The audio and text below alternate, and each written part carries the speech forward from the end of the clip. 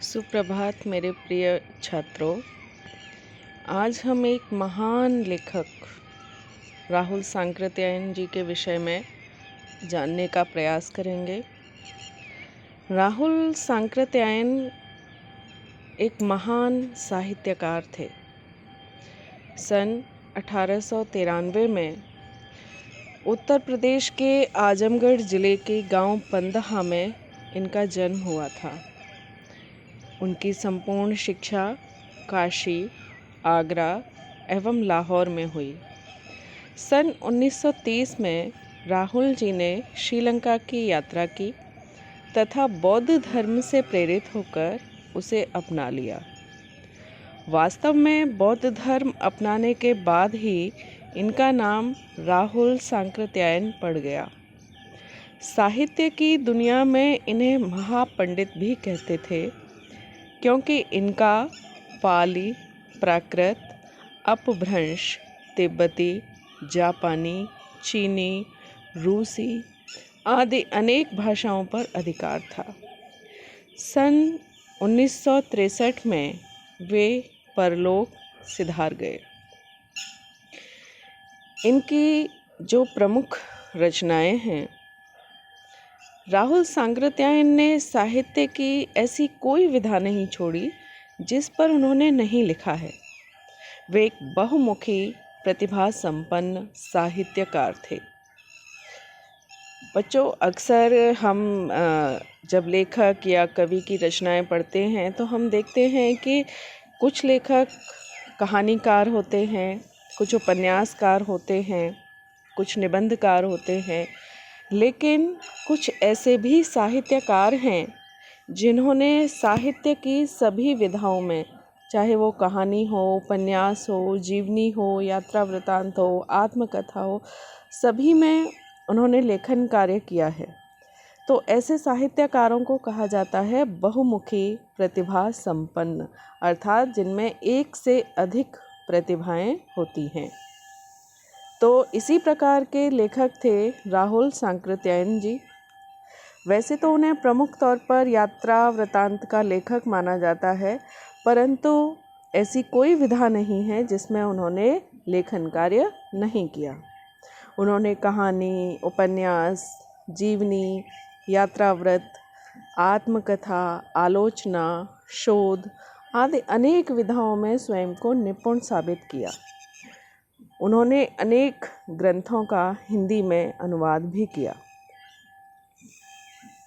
उनकी प्रमुख साहित्यिक रचनाएं हैं मेरी जीवन यात्रा, ये 6 भागों में लिखित है। दर्शन, दिग्दर्शन, 22वीं सदी, वोल्गा से गंगा, भागो नहीं दुनिया को बदलो, दिमागी गुलामी, घुमक्कड़ शास्त्र, ये बहुत सारी उनकी रचनाएं हैं। साहित्य के अतिरिक्त दर्शन, राजनीति, धर्म, इतिहास, विज्ञान आदि विभिन्न विषयों पर राहुल जी द्वारा रचित पुस्तकों की संख्या लगभग 150 है। राहुल स्वभाव से घुमक्कड़ थे। घुमक्कड़ अर्थात घूमना उन्हें बहुत पसंद था, तो घूमने के आदी थे। उन्होंने मंजिल के स्थान पर यात्रा को ही घुमक्कड़ का उद्देश्य बताया। अर्थात उन्होंने यह नहीं कहा कि हम जब कहीं घूमने जाते हैं तो उसका उद्देश्य कोई मंजिल होनी चाहिए कि हम वहाँ जा रहे हैं, बल्कि उन्होंने घूमना ही अपना उद्देश्य बताया। यानी उनके घूमने की कोई मंजिल नहीं होती थी कि उन्हें सिर्फ वहाँ तक जाना है। उनका उद्देश्य होता था नए नए स्थानों पर जाना, घूमना, वहाँ की विशेषताएं, वहाँ के बारे में सारा ज्ञान प्राप्त करना। तो उनका उद्देश्य घूमना ही होता था।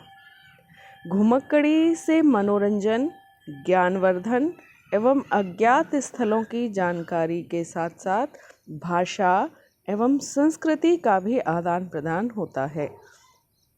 राहुल वर्णन की कला में निपुण हैं। रोचकता उनके लेखन का प्रधान गुण है।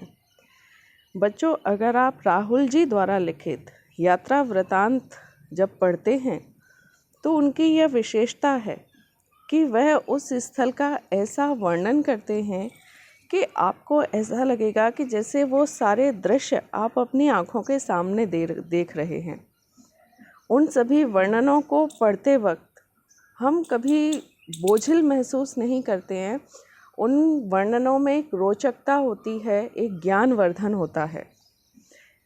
राहुल जी की भाषा सरल, सहज एवं प्रभावात्मक शब्दों से परिपूर्ण है। उनकी जो भाषा है बहुत अधिक बोझिल नहीं है, बहुत अधिक साहित्यिक नहीं है, बल्कि सरल है, सहज है और उससे प्रभावात्मक यानी प्रभाव उत्पन्न करने वाली है। उनकी रचनाओं में आंचलिक शब्दों की बहुलता के कारण भाषा में एक विशेष प्रवाह आ जाता है।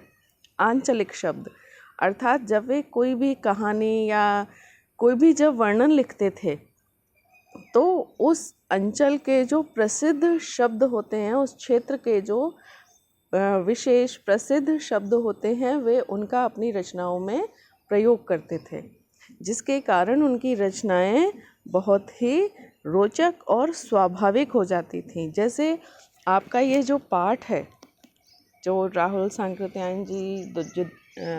सांकृत्यायन जी द्वारा लिखित है, जिसे हम पढ़ेंगे, वो है लहसा की ओर।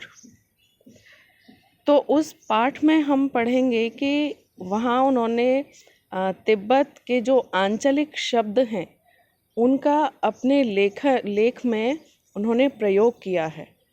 उस भाषा को उन्होंने बदला नहीं है, कुछ शब्दों के अर्थ प्रयोग नहीं किए हैं, बल्कि वे शब्द ज्यों के त्यों अपने लेख में प्रयोग किए हैं जो तिब्बत में बोले जाते थे।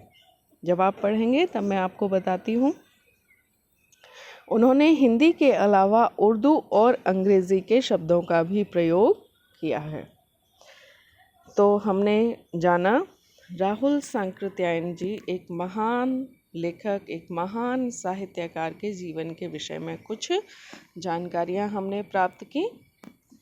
तो अब हम आगे पढ़ेंगे उनके द्वारा लिखित यह पाठ, जिसका नाम है लहसा की ओर।